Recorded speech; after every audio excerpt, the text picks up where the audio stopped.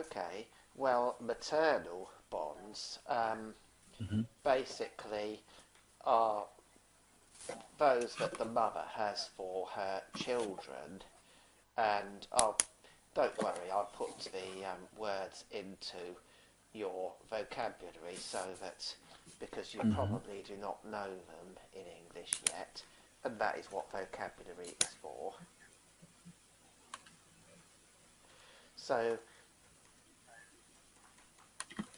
maternal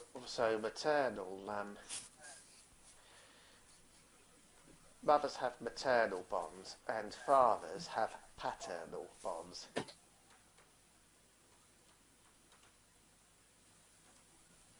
Paternal bonds, maternal bonds. Hmm. And if you think about it, you will find that we all know are familiar with the term maternity more because you think of maternity wards, the wards which your hospital has set aside for the purpose of giving birth. And I'll Hmm. mention briefly in a moment the story of how both of my daughters arrived. But Hmm. of Hmm. course, paternal bonds are not as often talked about, but does that mean they do not exist? A good father who is halfway Hmm. decent and respectable will, of course, have a paternal bond with his children. And actually, mine with my daughters remains as strong as ever, even if I can't give them the time and resources that they need. Hmm. So I'll remember to speak slowly. And as we shall see, their mother, by trying to stop me seeing them again, is going to Hmm. bring a whole load of problems that she would not otherwise have had. But in the United Kingdom, if you are a permanent employee, you qualify Hmm.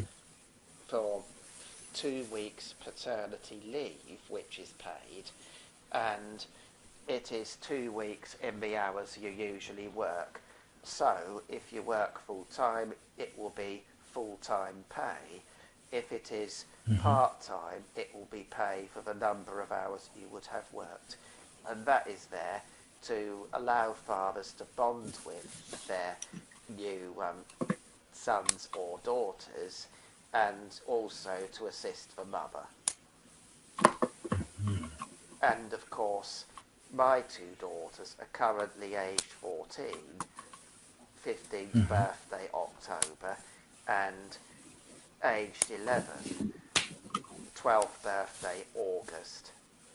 So I can talk about a lot of experiences with my daughters, but first of all, here is the story of how they came into the world. My older daughter, her name is Selena, had a normal birth and delivery. Now, first time being a father for me, um, and I'm a little bit nervous, not quite as Hmm. nervous as their mother, Hmm. but even so, I was ready and prepared. The pregnancy was planned, not Hmm. something that happened by accident, although a Hmm. certain aunt of mine insultingly said their mother might dispute the parentage. And I said, listen, do not treat me as though I was born yesterday. I know exactly how parentage can be proved. Are you saying Hmm. they were found under a gooseberry bush? An English phrase for children who are adopted, um, anything like that. I do not like being treated like a retarded Hmm. child, and Hmm.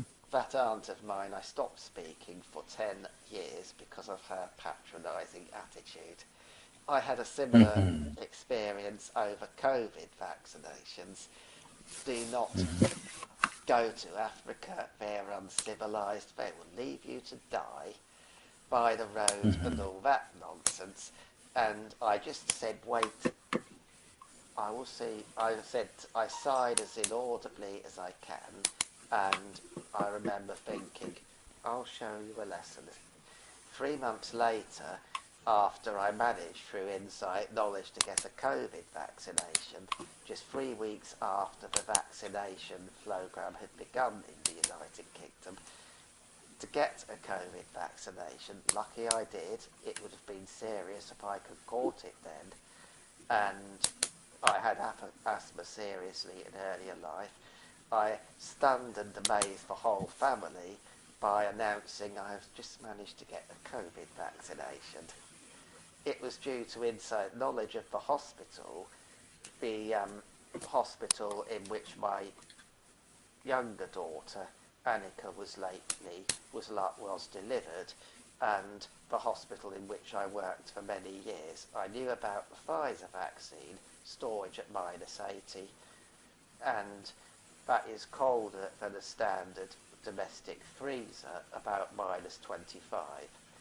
-80 is the temperature of dry ice, and once the batch is thawed, the injections have to be used in 6 hours or discarded, but they were too precious to waste.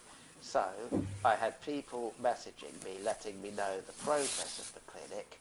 I know how the clinics operate, having worked there, and all I had to do was turn up at the right time and get one of the leftover injections, and that also scheduled me for my second injection and later my booster. So it's an interesting story, but I just said to my aunt who made that silly remark, I am now the first in the entire family to have a COVID vaccination. Do not treat me like a brain-dead child.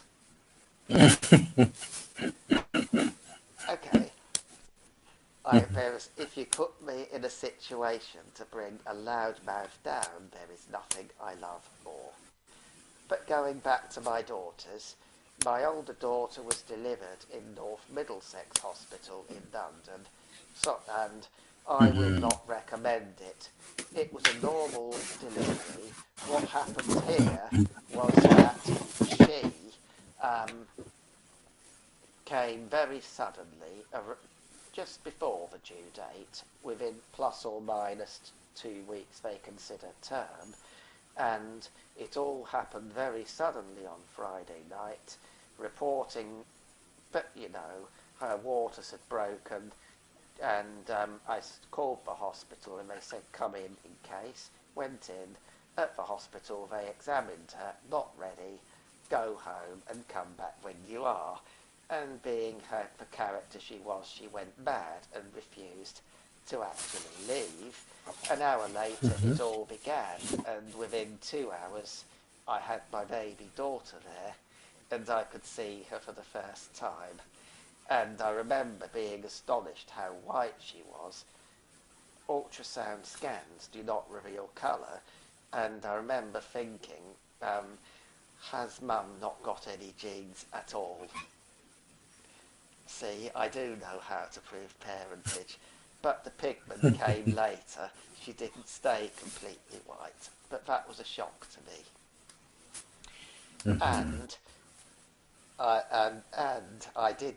they did then later cause a further problem, and why I do not recommend this hospital. After having got it wrong about arrival, the next night I'd spent all day in the hospital with Mum and baby. I was exhausted. The night before I had hardly slept because the delivery happened in the early hours. So I came back, I really need a night's sleep. I get a panicked call. My breast milk is not coming. Can you bring carton milk for her? And I said, what is wrong with the powdered milk? They say it is not their policy to give them boiled water. And I lost my temper and I said, listen, if I have to come back, you will be calling security. I was not happy. So after that, they did give her carton milk. Baby got fed. Breast milk later came, thank God, because I do not want to be lectured about policies and procedures when baby daughter is going hungry. Enough said. I will not recommend that hospital.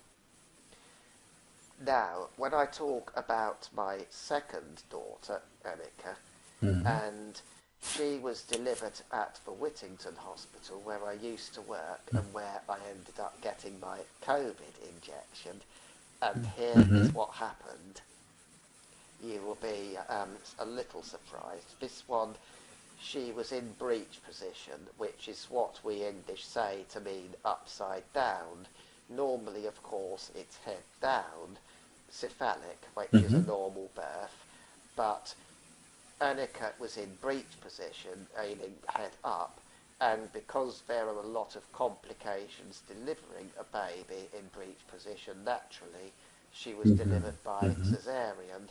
The 7-hour wait on the ward was nerve-wracking, and frankly it was getting a little tense, but I knew the situation. That hospital has only one theatre for caesareans, and they had 2 emergency caesareans to do first.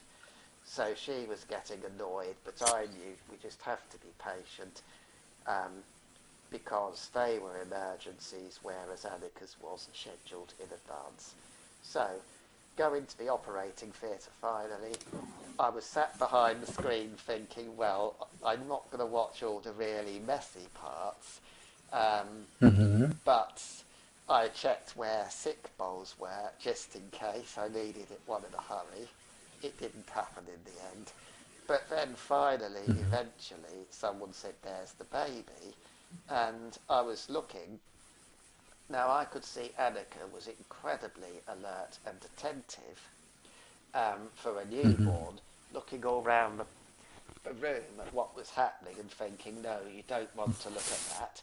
But Mum, on the epidural, conscious but paralysed from the neck, from the chest down, of course, that's where they give you the epidural, which is anaesthetic at a point in the spine, and you're completely without feeling or muscle movement from that point down in the body.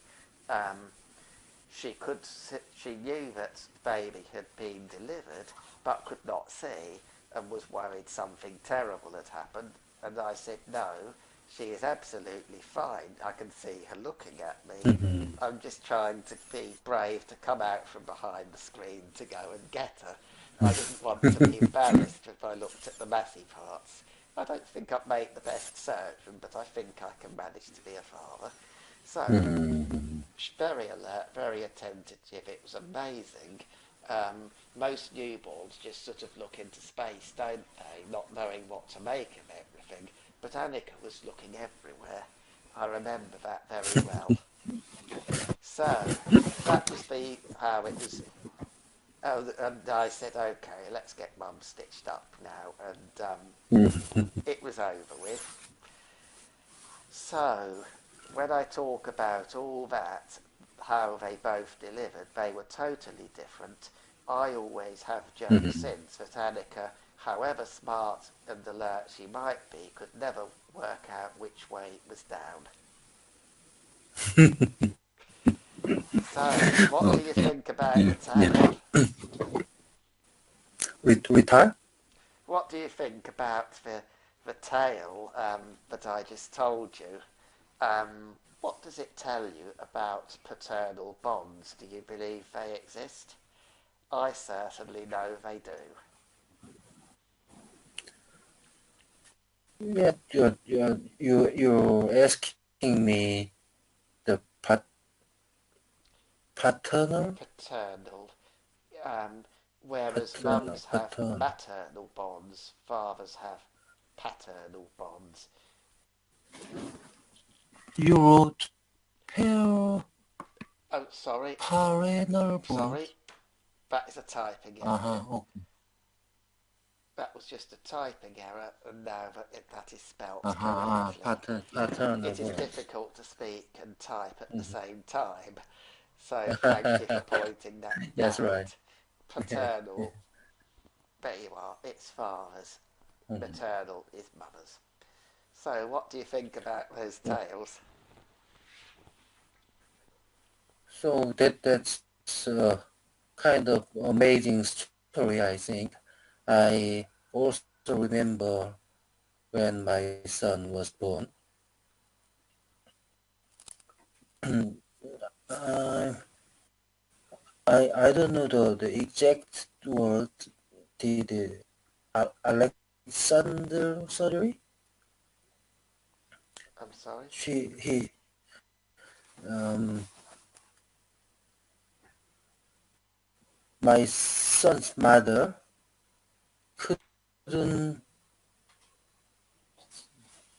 deliver him his own power, so the doctor had to do a surgery to take my son out. I heard that the name of the surgery, but I can't remember the word. And anyway, he was born and at 2.2 kilogram. He was very small when he was born. That is very small. It is. Yes, right. Yes.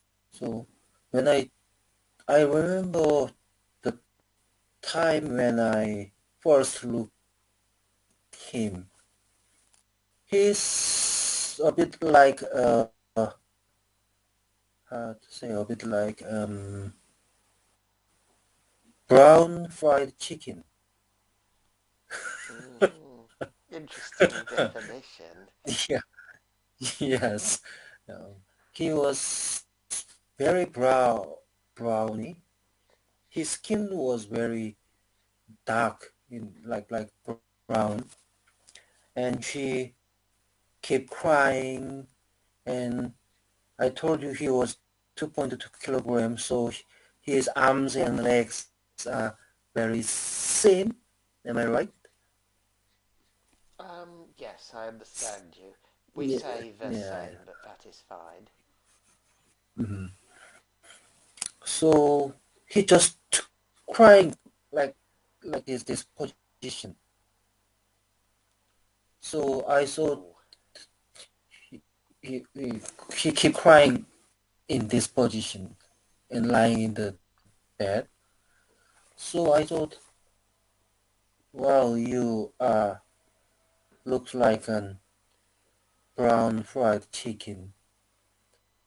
And anyway, he grew up well and live with me. So I think parental bonds. I think I have a strong paternal bonds. I have.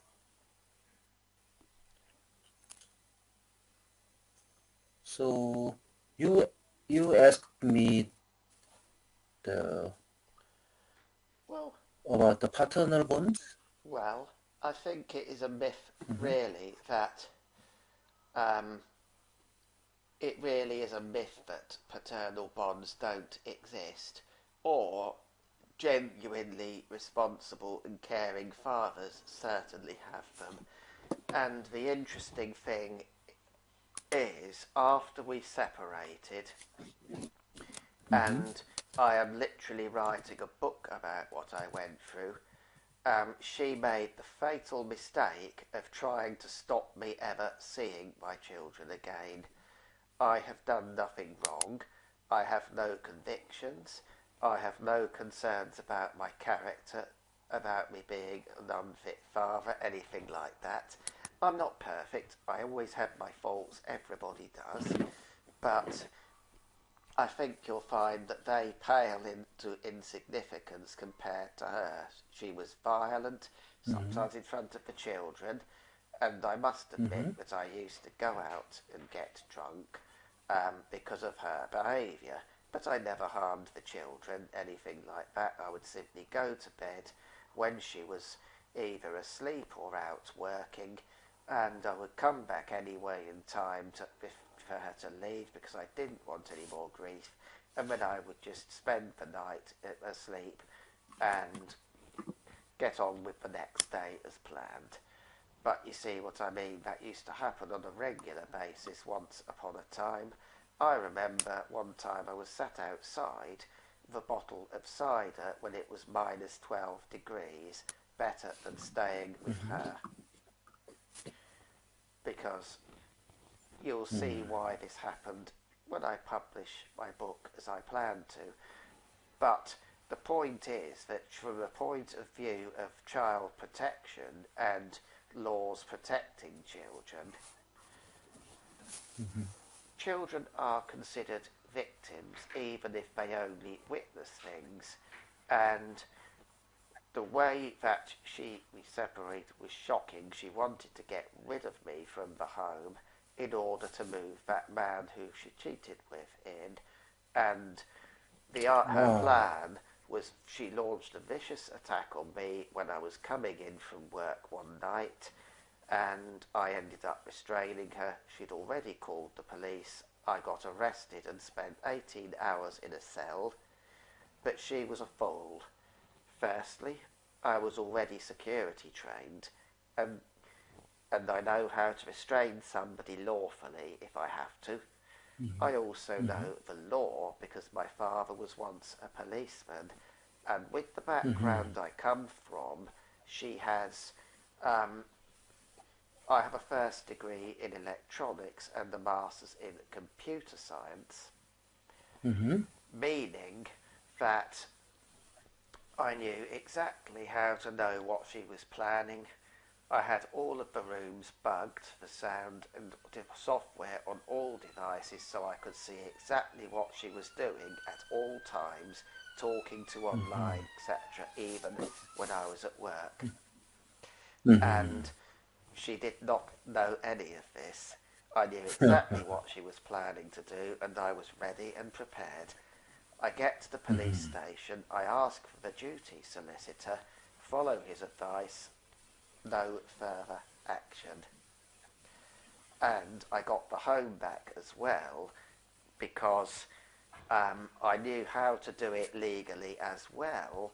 And one of my greatest secrets of all time, she was never put on the tenancy agreement in case we might have to separate, because there were disturbing signs of her behaviour even in the early days, and I took the precaution of not doing so and never told her for 10 years. She later went mad and was screaming, "I have been naive," on the phone after she found out for the first time she had no legal right to keep the home. So she ended up in emergency accommodation with the daughters. I took back the flat, changed the locks and even put in security cameras, because she is a nasty, violent woman, and now she has custody. After we separated, she tried to blackmail me for money. I refused, and she tried to stop me seeing my daughters again. Given what I have told you, it was a fatal, fatal mistake for her to try that trick as well, because she then went mad again. I took her to court and won back the right to see them. And all the children in the school were cheering me when they saw me for the first time in months collect them from school. And I had kept their room exactly as they remembered it. It was the only home they had known, and until the child maintenance service forced me to leave by preventing me paying the rent by taking so much of my money, I was hoping until that time to make it into a family home, but it was not to be. I have been staying for the last 2.5 years at a friend until I am ready to leave the UK. But she thinks she has got away with it, but she has got everything wrong. My problems are financial. I can't save and move on with my life. It is horrendous. And that is the reason why I have drawn up plans to leave the United Kingdom forever. And those plans are now at quite an advanced stage. But she made the fatal mistake of stopping me seeing my daughters, and then I took her to family court and won back the right. And you see, she was not even composed in the court building. She did not like being told what to do. and warned that if she did not comply, she would find herself back in court, and the criminal offence here we call being in contempt of court can carry a custodial sentence. Oh dear. So you can see it did not end happily for her there. I got back the home, I got back access to my daughters, but I have not finished yet. I've been keeping silent about what I am planning behind the scenes because I do not want to upset my daughters. A few months ago, I revealed the truth of how I knew what their mother planned to do to me and how I knew and dealt with it. Bad mistake. But the point is that I have plenty of plans. At the moment, their mother cannot wait for me to leave because she thinks I'll be no further trouble. Be careful what you wish for. She has got everything wrong again. The first thing will happen is that she'll be informed they can't take money from me because they have to shut down the case if I leave the country forever, which is what I am planning to do. The next thing I plan to do is shoot her career down in flames. Within days of my father passing away in 2014, she was asking about my inheritance. I said, not until my mother has gone as well. And she married me to get money and papers to stay in the country, and that is all. So, given her character, I think she should not work as a nurse, and when my daughters told me that she had qualified, it was chilling. I plan, once I leave here and there are no legal repercussions, to inform every National Health Service trust in the country about her character. Thankfully, my mother lives well outside of London and will never be in the care of my ex-wife, but you can see why it is a nightmare. It literally keeps me awake at night thinking that if my mother ended up in her care, what she might do. She is a brutal gold digger, and I say she probably has the personality disorder that Vladimir Putin does.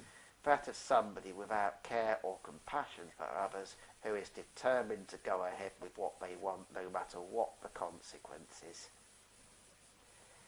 And the way she was speaking after my father died 8 years ago, I am determined she will not get a penny from the family, and by leaving I shut down the CMS case.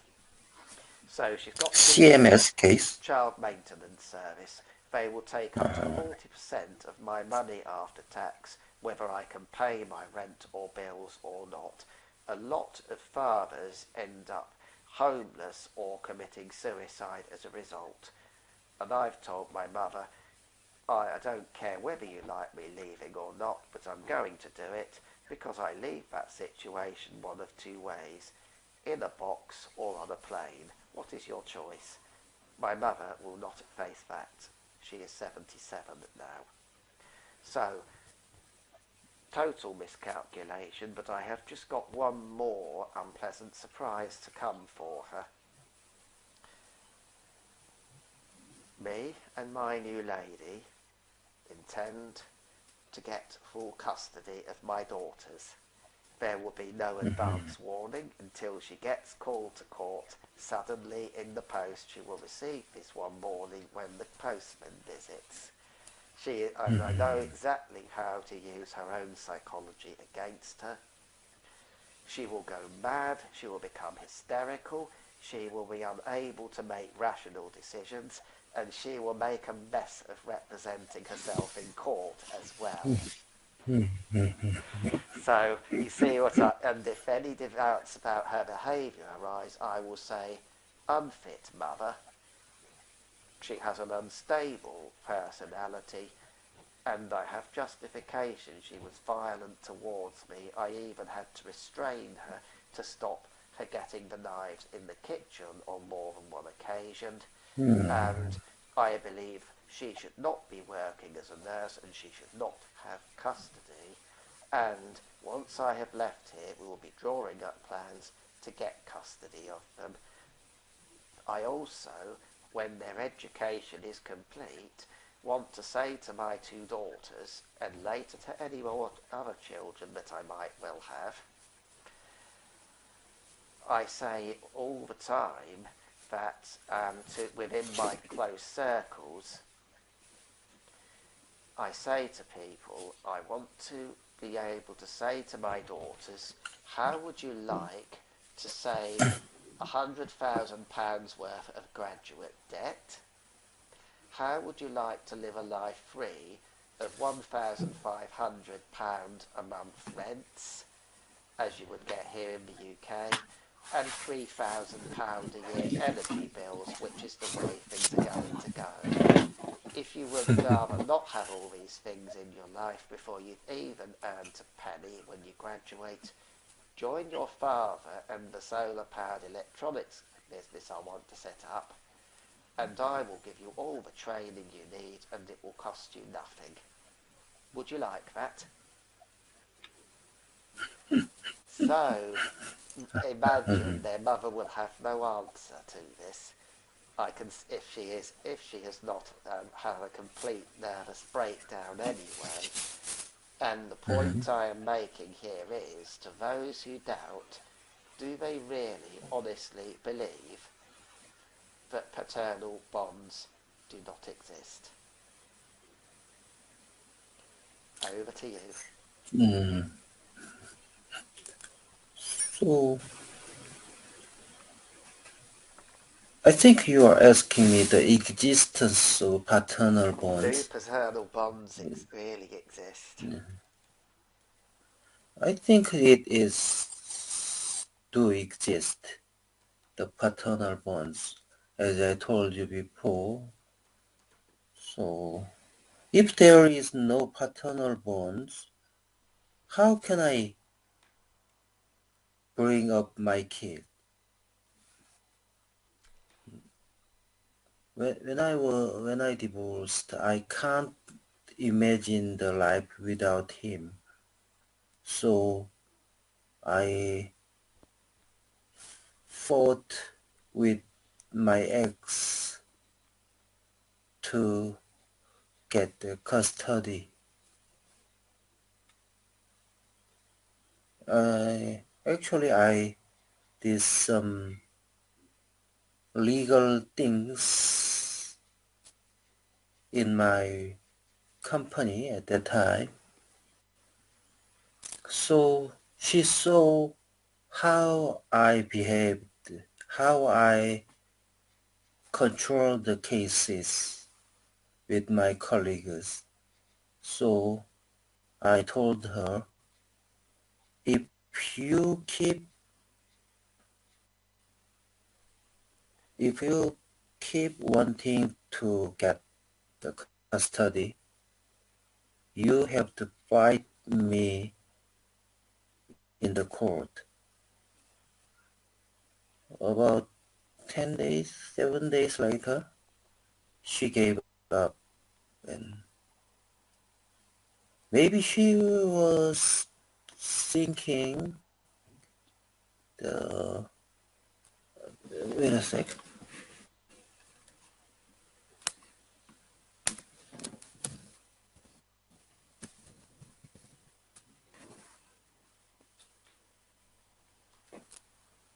Child rearing expenses. Do you know this word? Yes, I do. Yes, maybe she was wanting me the child rearing expenses because she had no job at that time and she has no skill and she has no special career. So maybe she was a bit afraid of the future, even though she had a boyfriend at the time.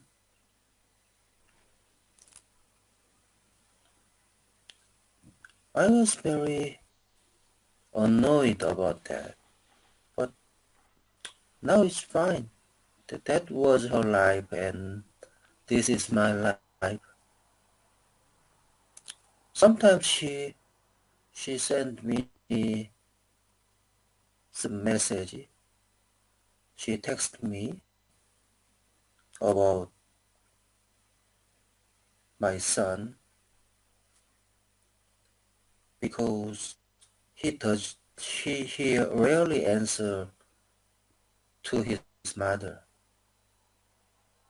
He I think he has no he doesn't care about his mother. I think after we divorced, he never told me I miss mom. He never ever told that word. He wanted to leave his mom, or he go and see his mom. Not even once he didn't tell that thing about his mother. So I think she keep asking me these days still, did you go and back home? What did you eat for lunch? What are you doing? Like these questions she keep asking, I think. But he doesn't answer about that. So she she asked me about my son. Is he doing well? Is there anything he need? So I told her, I don't have any duty or responsibility to answer your question about him. So please do not ask me about him. You can text him, you can call him, but if he doesn't answer about your question, it's not matter of me, it's matter of you. So you have to solve that.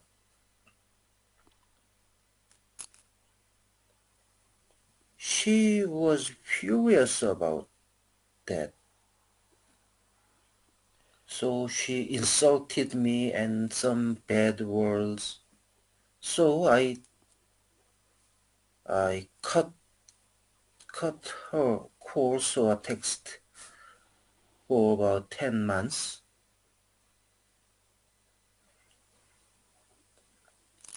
It is a difficult thing to me. She is biological mother of my son, and I hope those two get on with. But I think that that's not going to happen. And I don't want to answer her question, but she keep asking me about my son. That's a bit frustrating thing. Well, the point is, though, that Mhm. it sounds as though she is, her behaviour is terrible. Maybe not quite as extreme as my ex-wife, but even so, Mhm. you see, Mhm. mothers seem to think that they have more rights than us, but they do not unless we do something Mhm. stupid which Mhm. gives up those rights. I mean, obviously, those who neglect their children or worse, mother or father, should basically be prepared to give up their parental rights as well. Mhm. There have been some quite horrendous examples in this case of child abuse, and I can think of so many examples, and yet it seems that lessons are never ever learned. But I will tell you something. Shortly after we separated, in fact it was after family court had completed, I heard a report that their mother was planning to have my name removed from the birth certificate of my daughters. And I will explain quickly. In the United Kingdom, mothers' names automatically go on their birth certificates, but fathers. If the man is married to the mother of the children at the time they are born, the law says that the father's name goes on to the birth certificate. If the man is not married to their mother at that time, he does not automatically go on the birth certificate. He has to go to court and get that changed. So, I was married to her at the time both of them arrived. In fact, during Selena's pregnancy, I married her because I thought it was the right and proper thing to do. So, it did have the consequence that now my name was on her birth certificate. But when I hear reports that she was planning to have my name removed, something which she can only do with the permission of a court, she was told in no uncertain terms that such a move would be fought in court once again, and that there would have to be just reason to have my name removed, so she is not going to win. But I would be happy to attend if she decided to try her luck anyway. No problem for me at all, and she had no choice but to back down. She went into the marriage with this rather childish belief that she was going to direct me and no one was going to direct her. She got that completely wrong. She was stupid and miscalculated me. I am just keeping quiet because I need to do my best to save to leave here. I can't divert resources anywhere or time anywhere else at the moment. But she thinks she has won, but actually I've got a whole lot of secrets and unpleasant surprises lined up, which she will find out when the time is right. There are a lot of things I've kept secret from my daughters for two reasons: to avoid traumatising and distressing them. I don't want to disrupt their education, anything like that. But when the time is right, they will learn the truth. And also, I don't want to risk giving away any information which would help their mother in any way. So I keep silent and say, whenever they ask me a question I must not answer, I say that I cannot talk about it for security reasons, but I will in the future. Once I have left and am no longer subject to UK family law, these shackles can be removed and the truth can come out, and their mother will learn that actually the last laugh will be for me. A close friend of mine says that I have a military mind, and I've never really quite fully grasped what she means, but I understand the gist of it.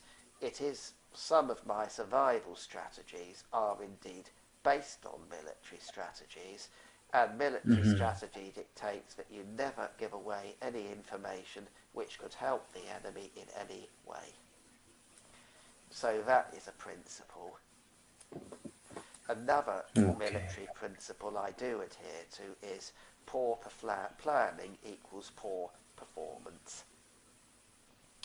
So, if after you have heard all this and you still believe that paternal bonds do not exist, then I've got news for you. But my leaving the United Kingdom will be different for different people. For me, I can't wait to get on with it. It should have been too long years ago, but COVID wrecked everything. For my lady, it will be time to celebrate. That is for certain. And of course, for my daughters, they will not be told until I depart that I have left for good. I will make it clear, however, that I remain their father forever, and I am no harder to contact than I am at the moment, in spite of their mother's best ability to try that trick. I'm not having it. For my mother, it'll be her worst nightmare come true, and you see, she keeps on complaining she does not wish me to leave. I say that for my survival it is vital, but it has a bearing for my daughters, as you can begin to see. For my ex-wife, the whole thing will be completely silent at the time. There will be no warning or immediate indication that anything has gone wrong for her, but the clock is ticking. Yes, right. So you have a lady. Can I call her a girlfriend? What? Yes, that's me. So where does she live? She comes from a country that you may have never ever heard of before, and I will give you the name here and now. It is a French-speaking country,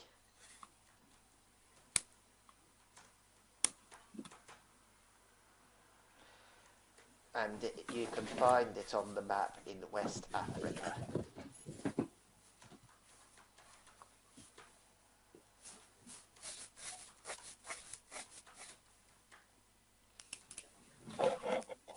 And Burkina Faso. Burkina Faso, you can see it on the map in the west of Africa. Is it is the name of a country, Yes, that nation? is right. Burkina Faso. I never heard about this before. Wow, she is a citizen of Burkina Faso, right? That is right. Burkinabe, as the nationality is called. So you will go to Burkina Faso.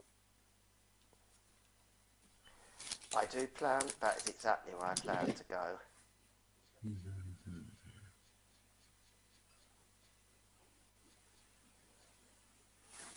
Burkina Faso.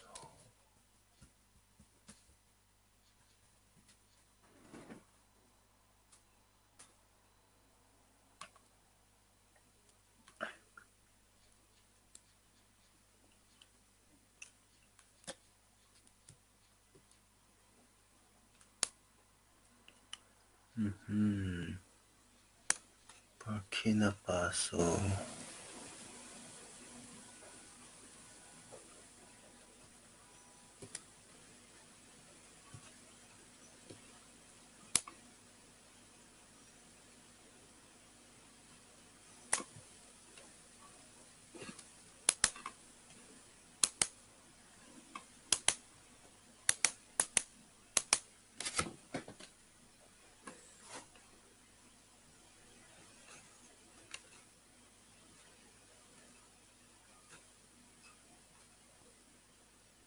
So that's the plan, but okay. Mm-hmm.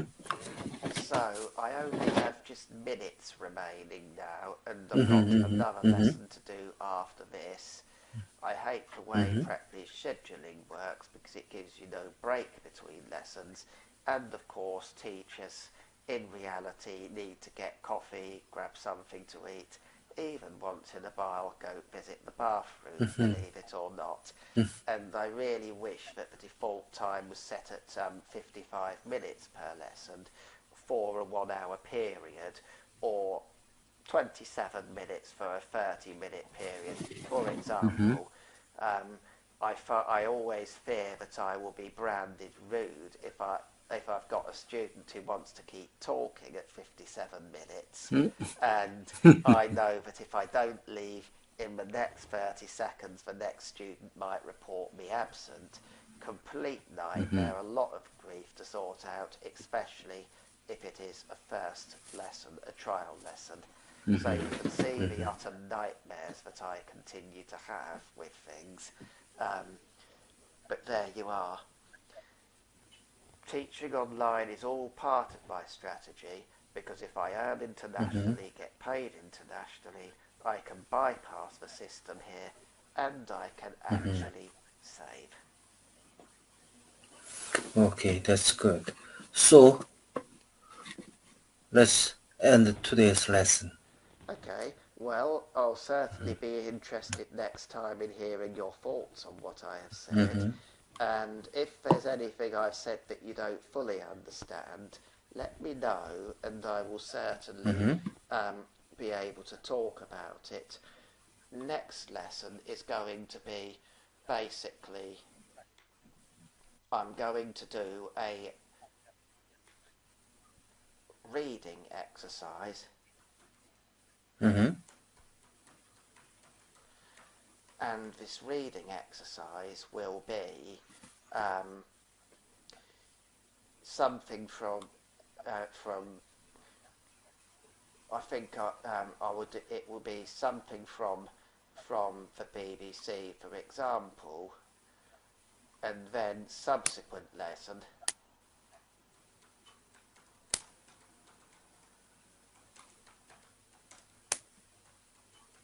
Preply exercise library.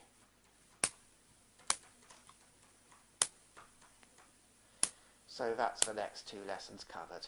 Okay, with that, I'll be interested to hear what you have to say about what I said, but I can assure you that paternal bonds most definitely do exist, as anybody could see after all this, and they will continue into the future as well, whether their mother believes it or not. Goodbye for now, and next time we will do a reading exercise for you. Okay, bye for now. Goodbye for now. Have a nice day.